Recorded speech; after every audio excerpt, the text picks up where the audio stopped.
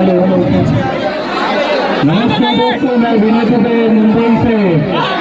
किसी का बाप नहीं डरा सकता, उनकी औकात नहीं है। 2 कौड़ी के बड़वे सारे दलाल तलवे चाटने में बिजी है। या तो उन्हें जेल में डालो या तो मुझे जेल में डालो। मैं यहाँ के एसपी महोदय से कहता हूँ कि जेल के दरवाजे खोल दो। 40 नहीं, ये पूरी जितने लोग दिख रहे सब जेल में। और इस परिवार का साथ कभी मत छोड़िएगा। विनय दुबे आपका पैर पकड़कर मैं निवेदन करता हूँ। नमस्कार दोस्तों, मैं विनय दुबे मुंबई से।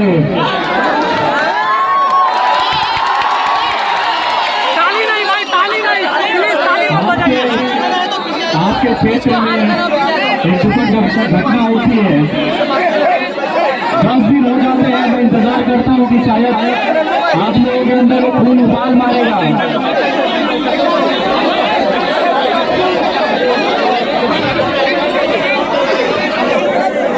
सब लोग शांत हो जाए प्लीज, शांति एकदम आराम।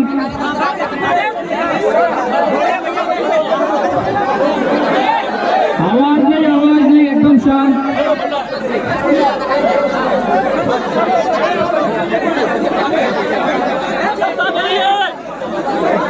वहां तक आवाज जा रही है?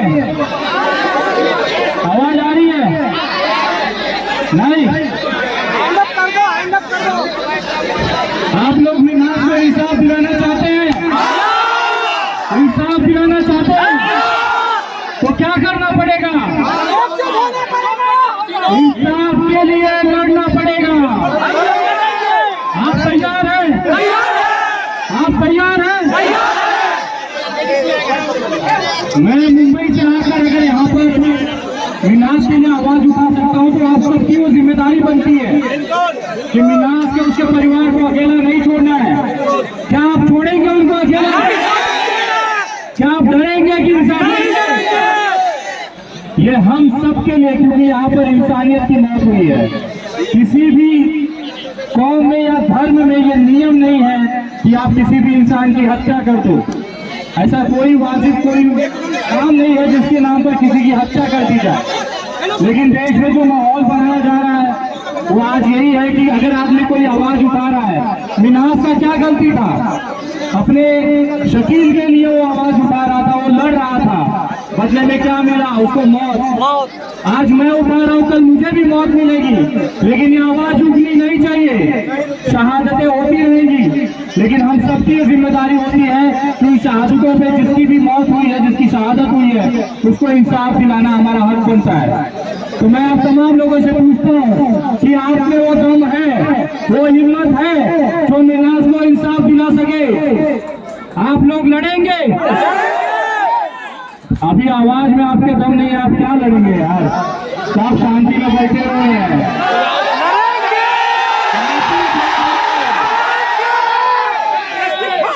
छाती ठोक के बोलिए, क्या आप लड़ेंगे? मीनास को इंसाफ दिलाएंगे?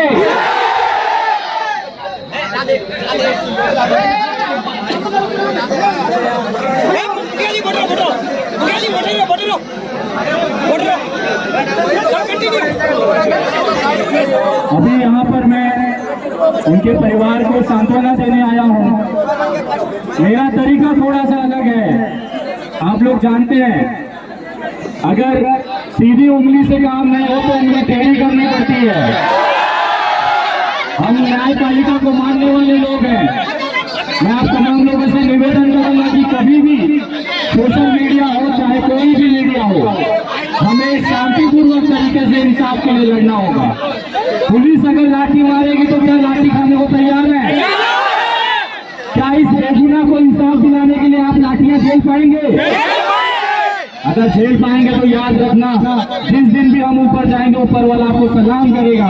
इंसानियत के नाम पे आप लोग मार खा के लाठी खा के यहाँ पर आए हैं। मैं धन्यवाद करता हूँ ऐसी जनता को यहाँ पर जो इस तरह से इंसाफ पसंद है। वरना आज तो हमने देखा है कि साले 2 कौड़ी के बड़वे सारे दलाल तलवे चाटने में बिजी है।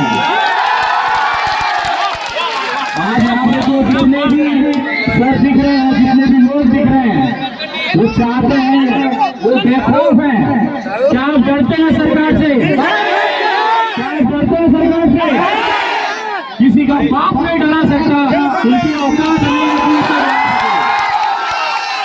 अगर इंसाफ नहीं मिलेगा तो छीन के लिया जाएगा। ये हमारा संवैधानिक अधिकार है और इस संविधान के अधिकार को कोई माइकल आलम से छीन नहीं सकता। अगर सीधे तरीके से नहीं मिला तो हलफ में हाथ डाल के इंसाफ निकालेंगे। आज मिलनाज यहाँ पर हमारे बीच में नहीं है। ये हम सबकी जिम्मेदारी होती है कि उसकी आने वाली जो भी न्याय की लड़ाई है, क्या होता है ना भाई साहब, एक मुद्दा सोशल मीडिया पर चलता है, सब कैंडल मार्च निकालेंगे, सब नारे लगाएंगे, 10 दिन के बाद भूल के घर पे बैठ जाएंगे। मैं आप तमाम लोगों से पूछना चाहता हूँ कि आखिरी जो हिंदू मुसलमान का सबसे बड़ा जो एक घटना है, आपको याद है कौन सा है? अंकिता, शाहरुख अंकिता।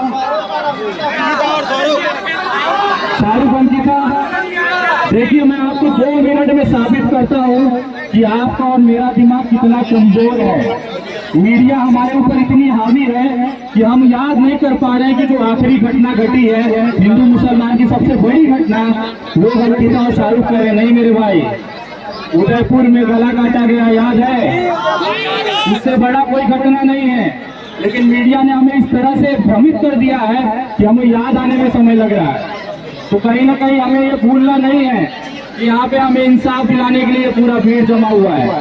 विनय दुबे जैसे लोग आएंगे और चले जाएंगे, लेकिन आप लोग ये जमीन पर रहते हैं, ये आपकी जिम्मेदारी होती है कि आपको लड़ने के लिए आगे आना पड़ेगा। यहाँ पे कितने लोगों पे FIR हुई थी जब वो दंगा हो जो वहाँ पे टायर वगैरह जलाया गया? हाथ उठाइए, कितने लोगों पे है? 40 लोग। मैं यहाँ के SP महोदय से कहता हूँ कि जेल के दरवाजे खोल दो, और 40 नहीं, ये पूरी जितने लोग दिख रहे सब लोग, 40 से कुछ नहीं होगा। अगर इंसाफ लेने के लिए 4 लाख लोगों को भी जेल जाना पड़ेगा तो आप जेलें खोलो, हम लोग आ रहे हैं। अगर जेल जाकर इंसाफ लेना है तो हम वैसे ही इंसाफ लेंगे जैसे आप चाहते हैं। लेकिन हमें कोई भी कानून नहीं तोड़ना है। पुलिस हमारी मदद के लिए है, सरकार पे हम भरोसा वगैरह ना करें वो अलग बात है, लेकिन पुलिस की जो खाकी वर्दी है वो संविधान के दायरे में आती है। हम लोग संविधान की किताब लेकर लड़ने वाले लोग हैं। हमें कोई भी तरह की ऐसी कोई घटना नहीं करनी है जिससे कानून या नियम व्यवस्था टूटे। और जो ये तोड़ता है, समझिए वो इंसान न संविधान में विश्वास करता है न इंसानियत में विश्वास करता है।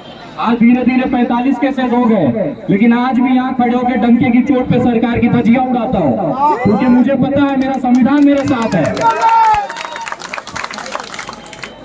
आप तमाम लोग यहाँ पर आए, इतने देर से आप इंतजार किए, मैं क्षमा चाहूंगा देरी के लिए, लेकिन मैं सलाम करता हूँ कि बहुत दिनों बाद कुछ ऐसे मर्दों से पाला पड़ा है जो देखने के लिए और लड़ने के लिए तैयार हैं। सलाम करता हूँ, इन तमाम मर्दों को सलाम करता हूँ, वरना देश में तो ऐसे विषयों की बहुत तैयार हो गई है जिनका तलवा चाटने से समय नहीं मिल रहा है। मैं धन्यवाद करता हूँ आप तमाम लोगों को। मुंबई से शुक्रिया शुक्रिया। मैं आप तमाम लोगों से एक निवेदन करूंगा कि मिलनाज और उसके परिवार का साथ कभी मत छोड़िएगा, क्योंकि आप ही एक उनकी आखिरी उम्मीद है। सरकारें विरुद्ध है, प्रशासन विरुद्ध है, लेकिन एक आप लोगों का जज्बा है जो मिलनाज को इंसाफ दिलाने के लिए ले जाएगा। अगर SP साहब इस निवेदन को नहीं मानते और एक कोई कठोर कार्रवाई का हमको ये विश्वास नहीं दिलाते हैं तो यकीन मानिए SP साहब के कार्यालय में बाहर जो जहाँ कचरा रखा जाता है, कूड़े कंदी होती है, उसी के बगल में बैठ जाऊंगा और जब तक नहीं लूंगा जब तक किसी आरोपी की गिरफ्तारी नहीं होगी। किशनगंज आए हैं तो आरोपी को गिरफ्तार करा के ही जाएंगे। या तो मुझे जेल में डालो, डरते हम किसी के बात से नहीं है, और इंसाफ तो इनको देना पड़ेगा, इंसाफ हमें छीन के लेना पड़ेगा। लेकिन जो जज्बा और आपने यहाँ पे जो माहौल तैयार किया, आपके अंदर जो एक इंसानियत है, उसे कम मत होने देना मेरे दोस्तों, क्योंकि यही एक इंसानियत हम सबके बीच में बहुत छोटी मात्रा में बची है।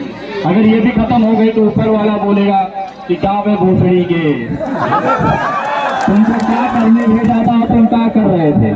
तो जब उसको जवाब देना हो तो मर्द जैसे छाती ठोक के वहां खड़े रह के बोल सके कि आपने जो हमें इंसान बना के भेजा, ये सारे चीजें मैं करके आया हूँ, अब आप तय करो कि मुझे क्या करना है। आप तमाम लोगों को मैं धन्यवाद करता हूं और मेरी पूरी कोशिश रहेगी कि कल एसपी महोदय से मिलकर कोई ठोस कार्रवाई के लिए मैं इस पे आगे कर सकूं और आप लोग इसी तरीके से हिम्मत और जज्बा बनाए रखें, क्योंकि मेरी असली ताकत आप तमाम लोग हैं।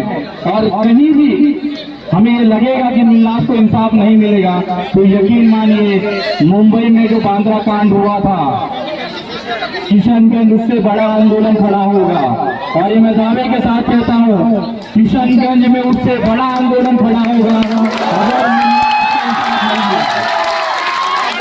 लेकिन हम पहले निवेदन करेंगे, नहीं माना तो पास हमारे पास संवैधानिक अधिकार है और हम संविधान के तरीके से अपने आंदोलन की घोषणा करेंगे और किशनगंज की धरती को दिखा देंगे कि आप चाहे कितने भी ताकतवर के हिसाब से उनको आरोपियों को रोको, लेकिन जनता की आवाज जो है सर्वोपरि और संविधान सबसे बड़ा है। तो क्या आप लोग तैयार हैं? फिर आवाज ठंडा हो गया। क्या आप लोग सभी को धन्यवाद। कल मिलते हैं एसपी कार्यालय में। Thank you. कि इस परिवार की हिम्मत आप और हम सबसे है, तो कृपया एक भाई की तरह पे हम उसके साथ खड़े हैं, उस परिवार के साथ खड़े हैं और बहुत जल्द इस मामले को निपटा के ही मैं मुंबई वापस जाऊंगा, ये मैं वादा करता हूं। उसका नाम किया जाएगा, जिसके पास मोबाइल है फ्लैश लाइट ऑन कर ले और देश की जनता, देश की सरकारों को दिखा दे कि ये जो उजाले आप दिख रहे हैं ये आपके ताकत के सामने नहीं झुकेंगे। प्लीज अगले 2 मिनट कोई भी, मैं निवेदन करूंगा, हम किसी को श्रद्धांजलि देने जा रहे हैं, कोई आवाज ना करे, जो जहां है अपनी जगह खड़े रहे और अपना जो मोबाइल का फ्लैश है उसे ऑन कर मिन्हास की आत्मा के शांति के लिए हम मौन में सिर्फ 2 मिनट क्या उनके लिए श्रद्धांजलि करेंगे। स्टार्ट।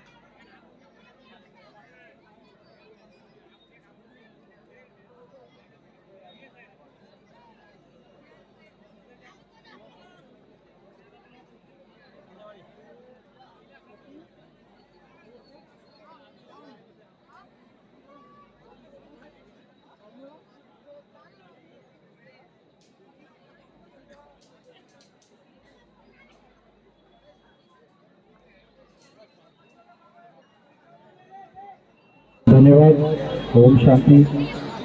हम लोग प्रार्थना करेंगे कि मेरा भगवान, मेरा अल्लाह दोनों महरूमों को, शकील और मिन्हास को जन्नत में आला मुकाम अता करे। शकील भाई को भी जन्नत में आला मुकाम अता करे। हम सब दोनों के इंसाफ के लिए लड़ते रहेंगे और तमाम लोगों को मैं धन्यवाद करता हूं कि आप लोग साथ हैं और इस परिवार का साथ कभी मत छोड़िएगा। विनय दुबे आपका पैर पकड़कर मैं निवेदन करता हूं।